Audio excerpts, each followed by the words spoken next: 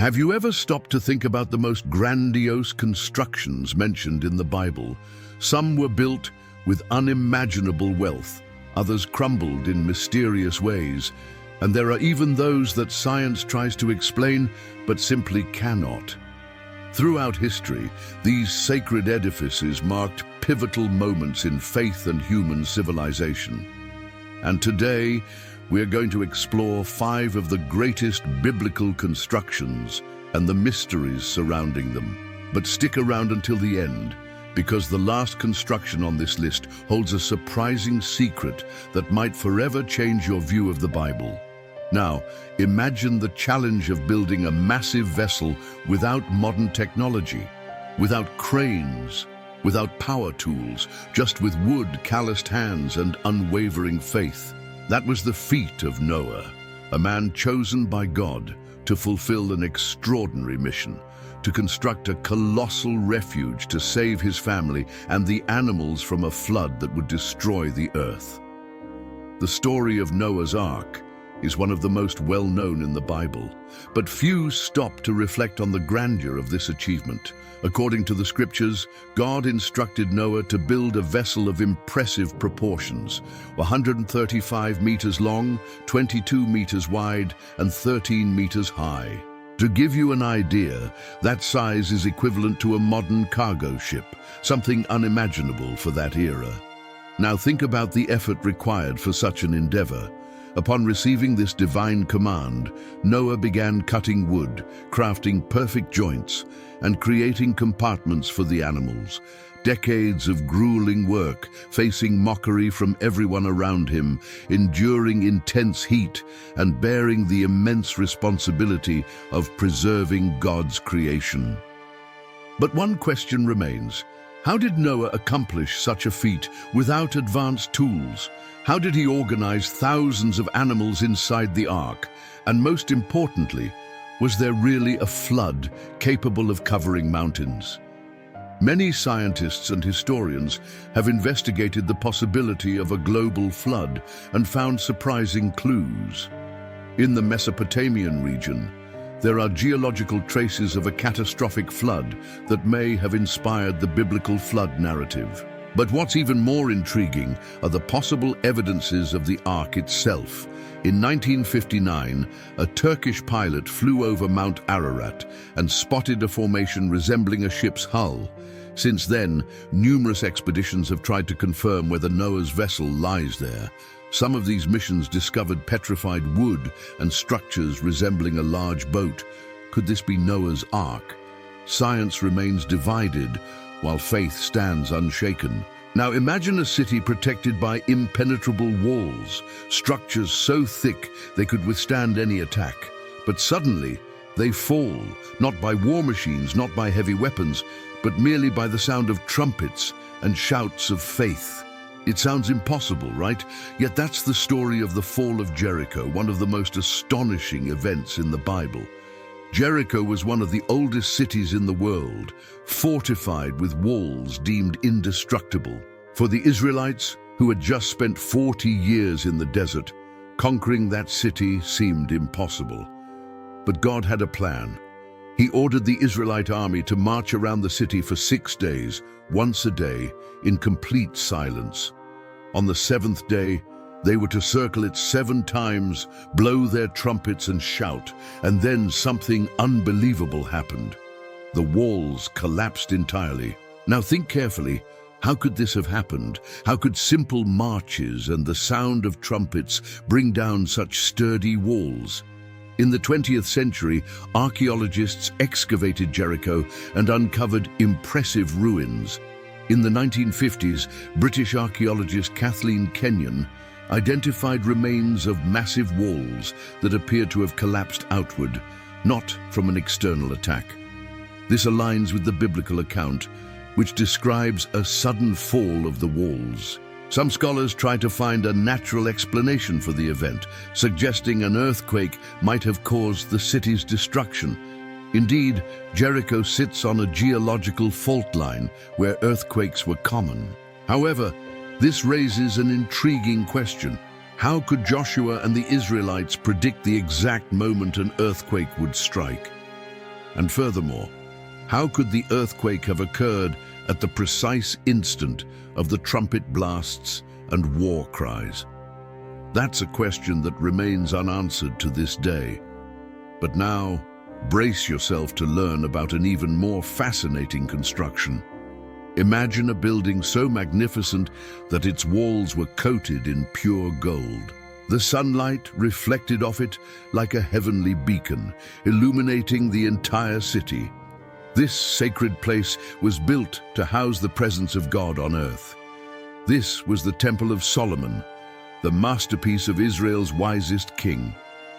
David, Solomon's father, was tasked with building a temple for God, but it fell to his son to turn that vision into reality. Located on Mount Moriah, the same site where Abraham nearly sacrificed Isaac, the temple was one of the most magnificent constructions of ancient history. Every detail was meticulously planned. The stones were carved with extreme precision and transported without the sound of hammers or tools, as per divine command. Cedar from Lebanon, one of the noblest woods of the time, was used abundantly to adorn the interior. And the most striking feature, the entire interior of the temple was overlaid with pure gold. Carved cherubim, palm trees, and flowers decorated the walls, and at the center of the sanctuary stood the Holy of Holies, where the Ark of the Covenant was kept. After 7 years of construction, the temple was completed, but the most awe-inspiring moment was yet to come. During the dedication ceremony, Solomon offered a prayer before the altar, asking God to dwell in that place. And then, something supernatural happened. A glorious cloud filled the temple, and then fire descended from heaven, consuming the sacrifices on the altar. It was an undeniable sign that God had accepted this house as his dwelling place. The people of Israel fell to their knees in reverence. They stood in the presence of the living Creator. But that temple wouldn't last forever. Centuries later, it would be destroyed. Now imagine a world where all of humanity spoke a single language, no barriers, no borders, united by an ambitious goal, to build a tower so tall it would reach the heavens. But that audacity provoked God's wrath, and the result was something unbelievable. The Tower of Babel is one of the most intriguing stories in the Bible. Noah's descendants decided to settle on the plain of Shinar in Mesopotamia, and using baked bricks and bitumen as mortar, began building a monumental tower. They wanted to make a name for themselves and prevent their scattering across the earth, but God intervened. To thwart human plans, he confused their languages, making communication impossible. The construction site plunged into chaos, and the building was halted forever. Is this story just a myth, or is there evidence of this tower? Researchers suggest the Tower of Babel may have been inspired by Mesopotamian ziggurats, pyramid-like stepped temples. The most famous of these is Etemenanki, a massive temple in ancient Babylon dedicated to the god Marduk. The name of this temple means the house that unites heaven and earth, a striking similarity to the biblical account. The Tower of Babel remains a mystery. Did it really exist? Archaeological evidence suggests that Etemenanki, the great ziggurat of Babylon, may have inspired the biblical narrative. But regardless of its exact location, the story carries a powerful lesson. Human arrogance cannot challenge God's sovereignty. The desire to reach the heavens without divine aid led humanity to division, and that scattering shaped the world as we know it today. But now, prepare yourself for a construction even more impactful, a temple that symbolized not only a people's faith, but their resilience in the face of oppression and exile. Imagine living in an era when your nation was conquered, your people torn from their land, and the sacred temple reduced to ruins. For the Jews exiled in Babylon, it seemed like the end of their connection with God. But years later, when they had the chance to return to Jerusalem, they brought with them a dream to rebuild the temple and restore their spiritual identity. The Second Temple of Jerusalem was not just a building. It represented the rebirth of a nation, proof that God was still with his people. After 70 years of exile, the Jews received permission from the Persian king Cyrus the Great to return to their land and rebuild the temple. The enthusiasm was immense, but as they began the work, they faced a harsh reality. The new temple would be far simpler than Solomon's. It was smaller, less luxurious, without the Ark of the Covenant, and lacked the golden glow that reflected the sunlight. The elders who remembered the first temple wept in sorrow, for this one seemed pale in comparison. But God sent a message through the prophet Haggai. The glory of this latter house shall be greater than that of the former. Haggai 2:9. How could that be possible? How could a seemingly inferior temple surpass Solomon's? The answer came centuries later when Herod the Great decided to expand and embellish the temple.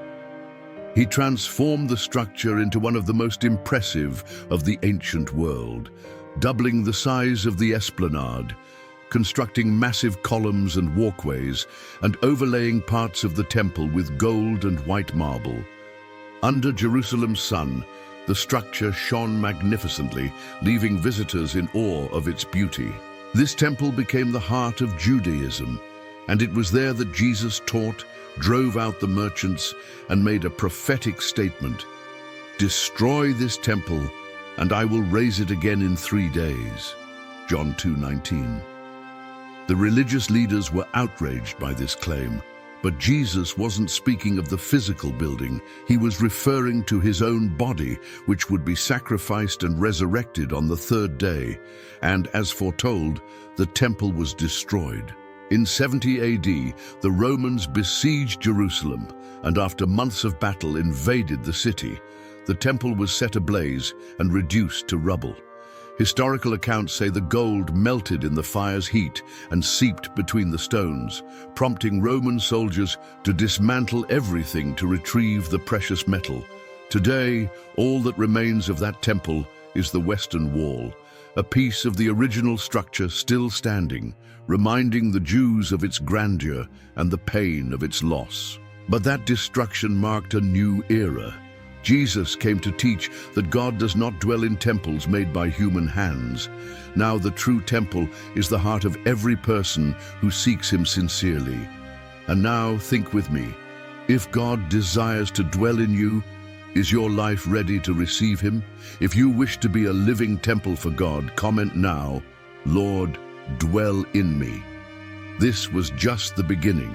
To dive even deeper into the history of the Bible, watch the video now about what life was like in Israel during that time. You'll discover fascinating details about the culture, daily life, clothing, food, and how faith shaped every aspect of society. Click the video on your screen and embark on this journey into the past.